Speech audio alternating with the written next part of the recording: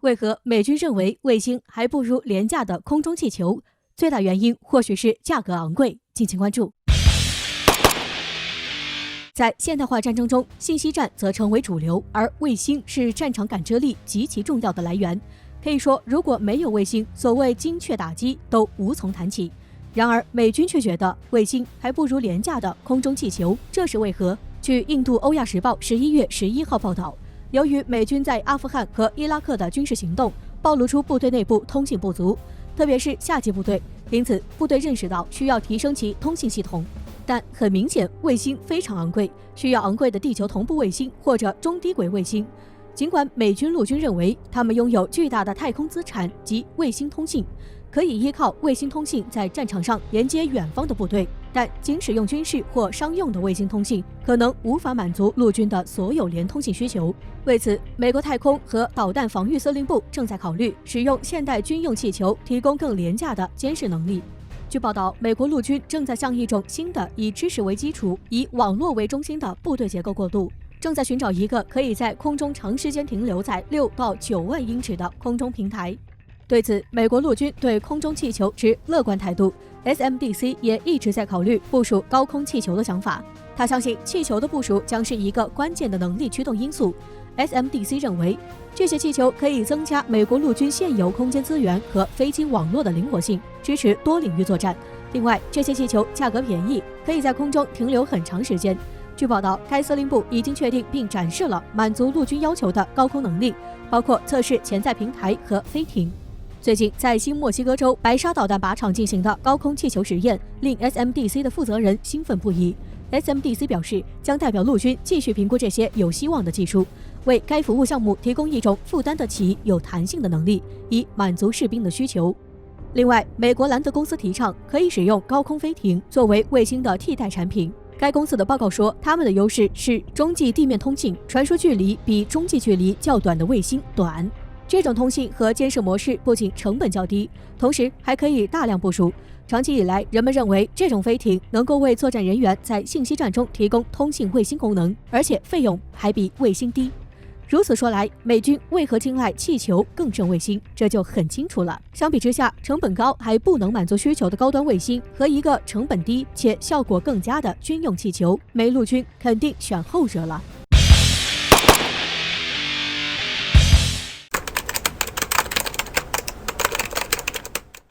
近日，北约计划在2030年之前采购400架 F-35战斗机的计划，引来美国福布斯网站的评价：如果想与俄罗斯对战，这些远远不够。据越南网站11月10号报道，在北约与俄罗斯的关系逐渐交恶，已经降至冷战以外的最低点。在近日，北约决定购买400架新的 F-35战斗机。对此，美国福布斯给出的报告评价是，以欧洲目前拥有的1900架战斗机实力， F-35战斗机的采购的确有助于提高空军力量。但如果北约与俄罗斯发生战争，那400架 F-35战斗机还是不够。报道称，据统计，北约欧洲成员国服役的战斗机总数量约在1900架，目前只有100架是第5代 F-35隐形战斗机，其余的战斗机大多是4代战斗机。以他们的实力而言，战斗时一旦靠近俄罗斯领空，都将受到俄罗斯防空系统攻击，轻易被击毁。据悉，外国对于第几代军机的定义与中国有所不同，比如 F-16、米格29、幻影2000等战斗机便被定义为4代战斗机系列。福布斯为了佐证自己的观点，战争时欧洲空军对战俄罗斯胜率低，他援引了美国政府政策研究所在加利福尼亚进行的一项研究。报告称，4代战机具有现代化的传感器和武器，在战斗力和攻击力方面来说，它的实力还是值得肯定的。但因为战机对雷达的反侦察方面却是远远不够，以欧洲三雄阵风、台风、萨博 GAS-39战斗机也是目前欧洲仅有的3款还在生产的战斗机之一来说，其中阵风战斗机作为单价2亿美元超过 F-35的战机，它是除美国的 F-181以及 F-35以外，真正属于全能通用型战斗机的新型战机，但是价高质低。在战斗方面，全能通用的设计方向让它海空兼顾，具备执行空战、对地、对海等作战任务。但是阵风战斗机体型较小的缺陷，很多技术受限，属于什么都会，什么都可以。但是没有一样精通是它的问题，比如雷达装备普通、攻击范围有限、航程短等问题。虽然被国外定义为4代战机，但后续改进也无法有大突破，各项数据性能跟俄罗斯4代机对比完全不占优势。其次，台风战斗机和鹰狮战斗机，一个隐身性能和超音速巡航能力问题，一个被称为小1号的阵风战斗机，在对战俄罗斯的防空系统和先进战斗机时，结果已经不言而喻了。因此，欧洲战机对雷达的抵抗力的下降，导致即使是这些战机中最出色的战机，在面对俄罗斯 S-300和 S-400系统的攻击时，等待他们的是在俄罗斯边境100里之外被击落。报道中，福布斯表示，北约也明白自己的空军实力，认为只有 F-35战斗机才可以飞进俄罗斯的防御系统，并摧毁它们。因此，北约想要采购400架 F-35战斗机，期望第5代飞机可以从根本上改变北约的空中作战，从而增加欧洲国家对联盟军事的参与。但是，福布斯看好400架 F-35战斗机带来的成果，他们已决定购买400架战机，但如果与俄罗斯发生战争，他们可能还不够。并表示 F-35闪电 1.2 亿美元一架，价高实用低。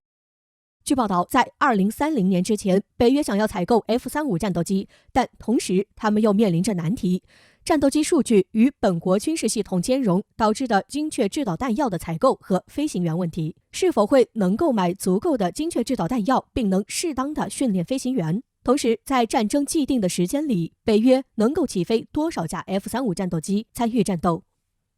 据专家介绍，飞行员方面的问题，一是他们需要大量的时间和导弹弹药去训练最重要的技能，比如摧毁敌方的防空系统；二是飞行员的短缺，并不是每个国家都有足够数量的飞行员，特别是能够驾驶 F-35战斗机完成既定任务。这从北约成员国的购买和部署数量便可以看出来。荷兰购买了43架，实际部署却仅有4架，其余的将日常检修或者成为训练机。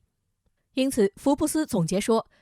有400名战士，这似乎很多，但实际上可供战斗的人数要少得多。即购买此类战斗机并维持其可用性是一回事儿，愿意战斗与飞行员训练是另一回事儿。仅凭购买400架 F-35战斗机就能战胜俄罗斯是不可能的，但如果仅是提高欧洲空军实力，还是有一定可能性。最后，以北约成员国的军事水平而言，北约的主要军事力量很大程度上是依靠美国一方的军事科技维持。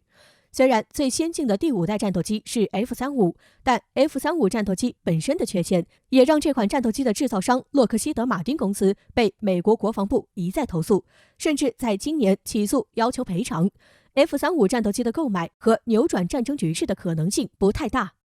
不过，战争本身并不依靠空军单个部队的力量，而且北约也不仅仅只有欧洲成员国而已。如果北约真的与俄罗斯发生第4次世界大战，北约主力美国的军事实力不可能不出手。以俄罗斯的实力以一敌多，只要双方不大规模毁灭性的对射核战略武器，北约胜利的可能性还是更大。